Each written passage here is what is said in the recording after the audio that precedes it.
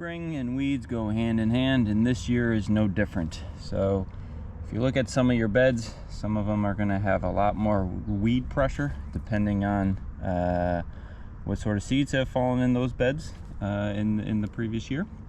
And in this particular bed, I see heavy pockets of green stuff like that. And actually, those are not weeds, those are tomato plants. And those tomato plants are from the tomatoes that were grown in the previous year. So in this bed, I had tomatoes. Tomatoes fall to the ground. You don't pick them up because they're mush, they're garbage, and you just leave them there. Nature will take its course with the skin and the inside of it, but the seeds themselves will remain. And they will remain in the soil. And so next year, in the bed that you grew tomatoes, you will most likely see dense pockets of green weeds, as if some new weed came about. And no new weed came about because it was really the tomato of the previous years. Those seeds are quite hardy.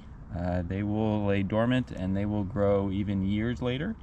In this case, this is the year after, but those seeds actually cause all sorts of issues with sanitation systems because they do not readily decompose, and so they pass through everything and then they get into the filters and clog everything.